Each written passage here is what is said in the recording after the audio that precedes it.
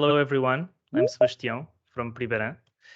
Today I'm going to talk about one of the use cases that we are tackling in Selma, which is multilingual media monitoring. I'm going to first describe what this use case is about. Then I'm going to talk about the components that we are developing within Selma to solve this use case. And finally, I will go through some screenshots of our demonstrator, so the platform that we are using to solve this use case called Monitio. So first, about multilingual media monitoring. What is this use case? So this use case is the activity of monitoring the output of the print, online, or broadcast media to power decision-making process of people and organizations. This can be many different things. I added a few examples there in the slides. Like, for example, you can analyze emerging technologies, you can do competitive intelligence, public reputation, or brand awareness. And the way you do this typically is you need to collect all of this information, so the output of the print, online, and broadcast media, and process it either manually or automatically. Of course, here we are in a technological HLT approach, so our goal is to mainly do this automatically, to automatically understand what's being written in this news data, and then offer this information in a way that people can power decisions with, like visualizations, graphs, or other kinds of tools. So in terms of the way that we are approaching this problem, I want to highlight here just two things, which is our object of study, which is the stream. And the stream is all of this news that is being published in these sources that we want to gather and enrich and collect. And then the thing we want to do with the stream is to power decisions. So very briefly, in this use case, we want to make decisions over data which is coming from this infinite stream of news articles. Another very important point here that I've highlighted in red is that we are interested in doing this in a multilingual way. So as you know, here, especially at Deutsche Welle, that you produce content in 30 different languages, it is very important to be able to gather all of this information from all of these different countries and languages to process it and allow it to make decisions. Now, I'm going to describe briefly how we were doing this in a previous project that Peggy also showed in her presentation, the SUMA project. It was our first approach to this problem. And in the SUMA project, we mapped all input languages to a common language, which was English. So we were in fact creating this translation bottleneck by translating, for example, Arabic, Hindi, German, French, Swahili, many other high resource or low resource languages, all of them into English, so that we could do our natural language processing in English. There was a very good reason for this, especially some 5 or so years ago. Most state-of-the-art NLP models only had decent results in high resource language, English, of course, being one of them. So we could do our NLP processing in English. And then in the end of the pipeline, we could translate again to another language if needed or not. But we were already losing all of that information that you lose when you translate. Especially when you translate automatically, you add error to your input data, but you also lose sometimes small nuances, cultural information that you might have in your source language, and that cannot be captured in a target language, which is completely different from the source language. And so we created this bottleneck, and this is one of the, at the moment it was a good solution, but at the present, we wanted to attack this problem and do something different. And that's one of the core differences of the Selma project, is exactly this way of working. We are no longer translating everything to English with the goal of doing the NLP processing in English. We are actually mapping all of these languages to what is typically referred to as a shared cross-lingual space. Okay, this is a very technical concept, but the idea is that the text itself does not need to be translated to an English text. All of the languages can be projected to a vector space where they all live together, and the NLP models can be trained on this shared space and not on the original language text. So the models will then be what is typically called cross-lingual or multilingual, and this opens the opportunity for something called knowledge transfer. In the natural language processing community, this is also called transfer learning. So the Selma project is very big on transfer learning, which is you can train your model in 1 or 2 or 3 or 4 languages, but then you can actually apply it to many other different languages. As long as you can have some small pre-training data in all of these languages, you only need data in the high resource languages for your final activity, like, for example, detecting entities or doing clustering or doing summarization, which are some things that I will talk later. So, but very briefly, in Selma, we are opening this opportunity to share knowledge across languages and not having to map everything into English. And this is one of the main novelties of this project that we are working on. Okay, now I'll briefly discuss how does this media monitoring problem is mapped into a pipeline, so a series of activities that we do. As I said in the beginning, everything starts with tons of different news sources. So we are getting data from very different websites or even some print media which is scanned and passed to digital media. And all of this data is gathered and then processed through natural language processing. I will show some examples right after. Then this data is indexed. It is then possible to search through this data, filter through it, and finally, there is some higher level output, which is mostly useful for analysts and journalists and any possible use case, which is we can produce reports and newsletters and analytics and charts and very different views over the data, which I will show right after. In terms of the actual NLP components that are being used in this multilingual media monitoring use case, I'm going to go through them. So first, at the ingestion level, if it is text, it's done. But if it is audio or video, we are developing here in Selma speech-to-text components that convert audio to text. And again, here in the transfer learning way, we are using these new wave-to-vec models that actually have a cross-lingual core, and then they can work on many different languages. Then after everything is in text, we are doing many different metadata extraction and enrichment activities, such as detecting the topic of the news, clustering the several different news articles into news stories, detecting entities and linking them to Wikidata or Wikipedia, creating news summaries from these news groups, and finally also we also are working with translation, but it's translation to show to the final user so that the user can read the text if they don't know the original language. It's not translation for the purpose of doing the processing in English. There's also an important detail there, this entity correction detail. It's about another very important aspect of the Selma project is incorporating user feedback in the models. So, for example, you can, in this media monitoring platform that I'm going to show, correct some mistakes, for example, that the models do in the entity detection, and then we create rules to avoid that these mistakes happen again. Okay. Now I'm going to show in a bit more concrete way some screens of our media monitoring platform that we are developing here.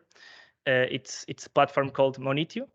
It's actually being developed mainly in another European project called Monitio, but it's incorporating a lot of technology developed within Selma, such all of these transfer learning and multilingual NLP models that I've been talking about.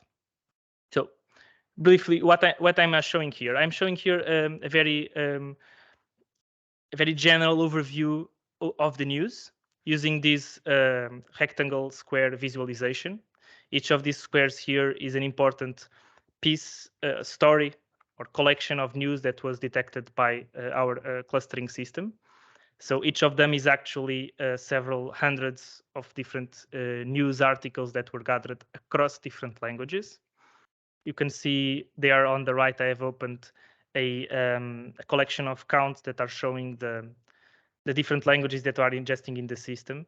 At the moment, we are working with almost all Deutsche Welle languages, I think all except two, and also other languages which are not Deutsche Welle languages, like Latvian, and some other languages that we have models to work on. So as I was saying, this is a very general view over the news. It's showing everything. When you try to look at everything, you typically cannot find anything.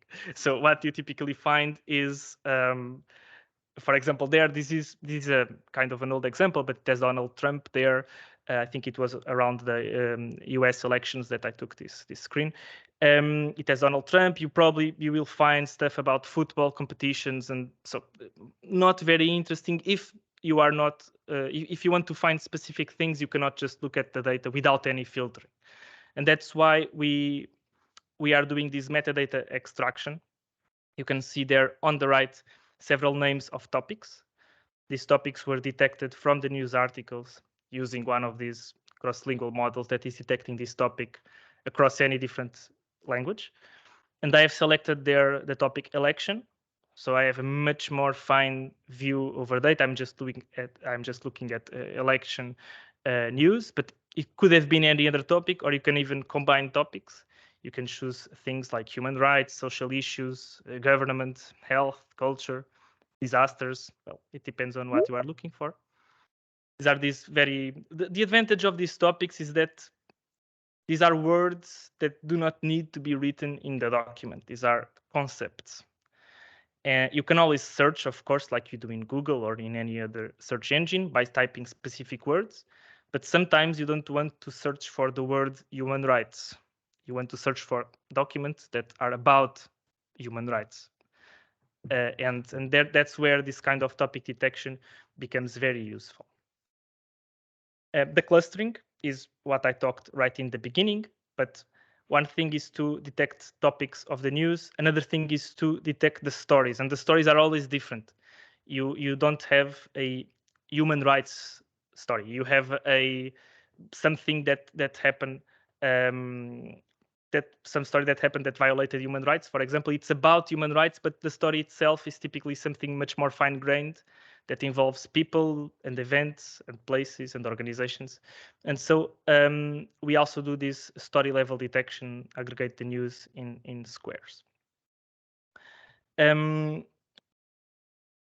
are many ways to look at the news, but here I am highlighting, first I highlighted a story-driven way, which is I want to know which news stories are more important. Another way to look at news data is to see which entities are more important. And this is an entity-centric way to look at news, but typically news are things that happened about entities. People, organization, places, brands, things. And so looking at trending entities is a very useful way to understand what's happening in the news.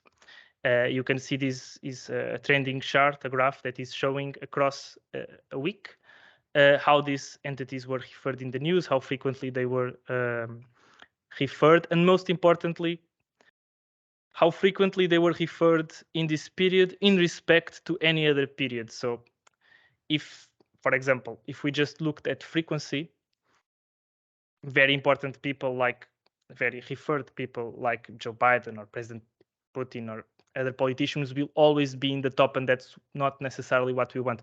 We want to see entities which are now at the top but were not before. So they are trending, they are special now, and this is a different thing.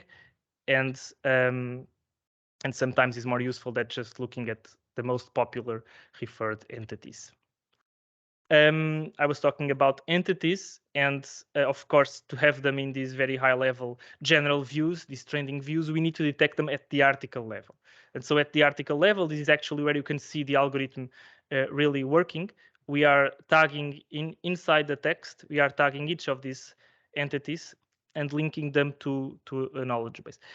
This entity linking thing is actually an important nuance to distinguish, because the entities are really the people. For example, Liz Truss or Boris Johnson that are detected here, it's not any Boris Johnson, it is the Boris Johnson, and not any Liz Truss, but the Liz Truss, and they are linked to a Wikipedia page which has the context about these entities. And in the text, maybe it's written Liz, maybe it's written minister, maybe it's written just Truss, but it is always linked to Liz Truss. And this is an important detail which distinguishes between just entity recognition and entity recognition and linking. Another important detail that I referred before, it is one of the goals of the Selma project is to gather and leverage user feedback to improve the models. So something you can always do is open an entity and change the entity details if they are wrong or if the entity is wrong. Here I'm showing the link of the Wikipedia page for Liz Truss and also some Wikidata data about Liz Truss. This data here, by the way, it's important for a use case that we are approaching within Selma, the diversity analysis use case. So we have from these public figures, these public entities, we have some diversity related data, such as the sex, the gender, the education level, the occupation, the country of origin, and also disabilities and other properties like this. And these properties that are detected at the entity level for these public figures are then important to do diversity analysis that we are interested in analyzing in Selma. For example, to know within a specific topic, how diverse are the people that are protagonizing these stories. We want to know if there is a bias in news reporting, for example, related to race or disability or gender in specific topics, such as you can, of course, always cross these filters and see if in politics or if in social issues, women or men or some race is being biased in terms of reporting in the news. And this diversity use case, it all starts at the metadata level. We need to have the metadata about the entities then to be able to power these diversity use case visualizations. And that's something we haven't started yet in Selma. So we are still in this metadata extraction, and later we will look into the analysis part. Other interesting things that I will now go on, ways to do media monitoring. Not all of them go through looking at news headlines or text or entities. Sometimes graphs are the more appropriate choice. Here I'm showing a map graph that you can see, for example, which countries are reporting more intensely a specific news topic or a search query, or even bar charts and pie charts to be able to see again in a specific filter or news query which topics are being more representative or which entities are more popular in this case. Again, coming to an entity-centric view of the data, something which we have in this media monitoring use case, and it's quite interesting, is looking at connections between entities. We have been talking about just similarity aggregations that were done in for example, the clustering visualization or just simple metadata extraction in the topics. But sometimes it's more important to look at connections. I have a query in the center of the screen, which is energy crisis, that I searched for energy crisis. And then I can see connections to different countries or companies or people that were referred in the news in this particular topic. And in the media monitoring, you can click on a connection and see, for example, why Antonio Guterres is there, and he probably said something about the energy crisis in this way, or the SCON, which I have there highlighted. It's a South African company, and they were referred in the news also about this topic. So then you can see why they are here in this network, why they are trending, and go to the news article about this.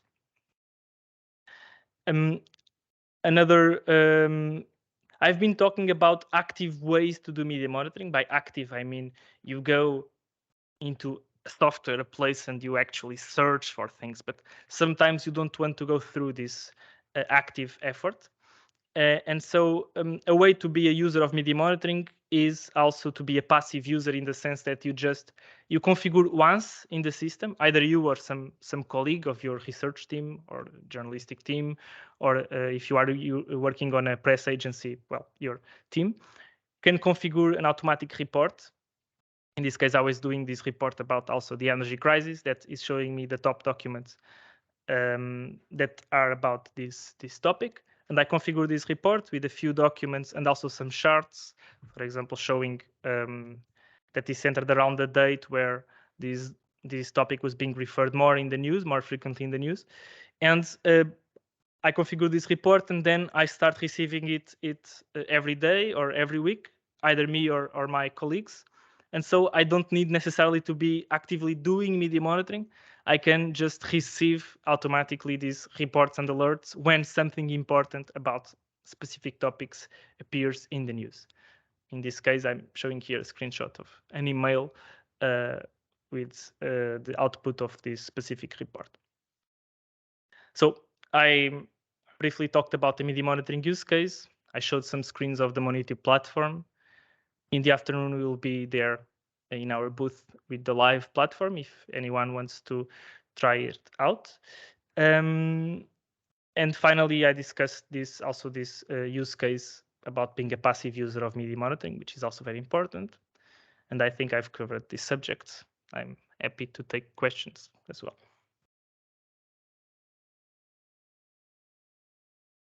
Thank you.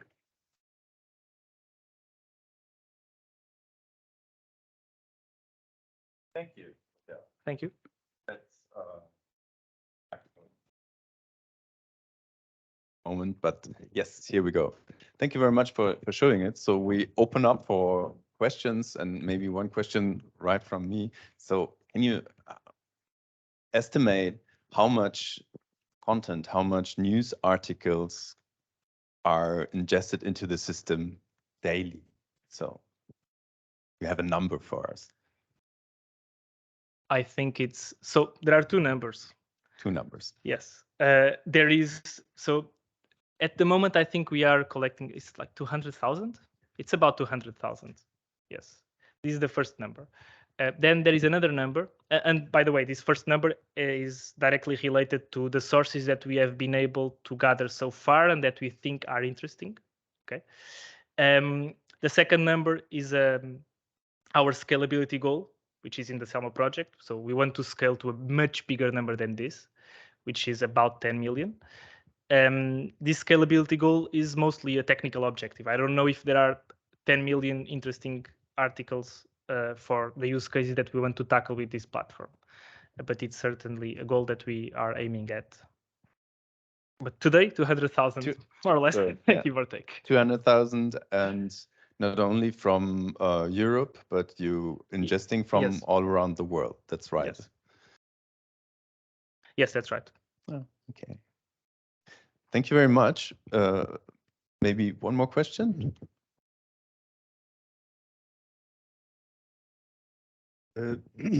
Gunts Barsdins from Riga.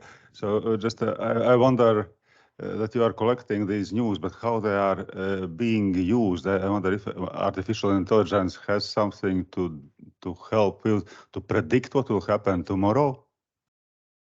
So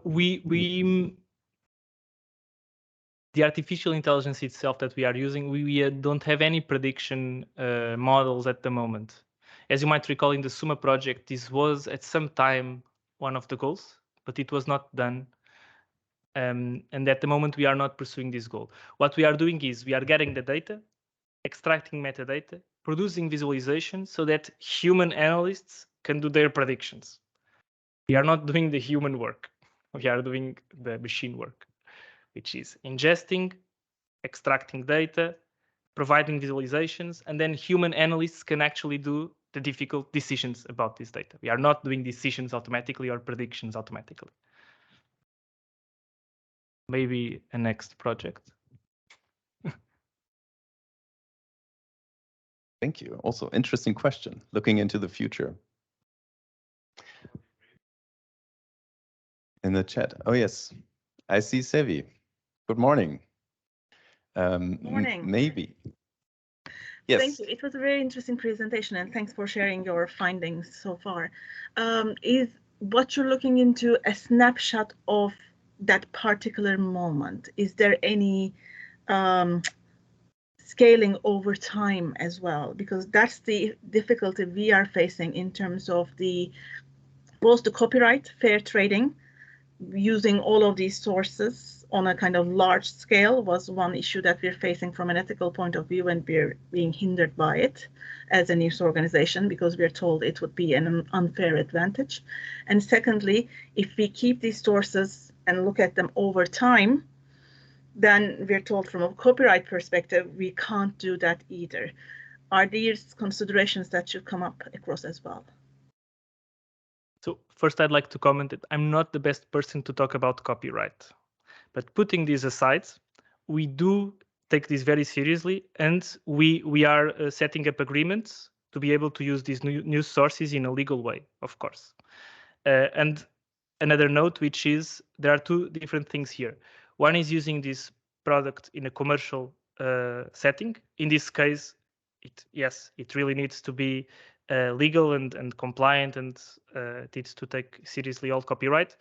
Another thing is just talking about using the news for research. I think those problems are not that serious in that sense. Putting this aside, yes, we do allow doing historical computations and aggregations. So in the platform that I showed, you can always choose a specific time period to see, for example, those trending views or those story views in a specific time period. How this plays with copyright, I'm not the best person to talk about that. I'm sorry. No, thank you. Thank you. So thank you, Sevi, also for raising questions from the broad audience. Nice to hear some voice from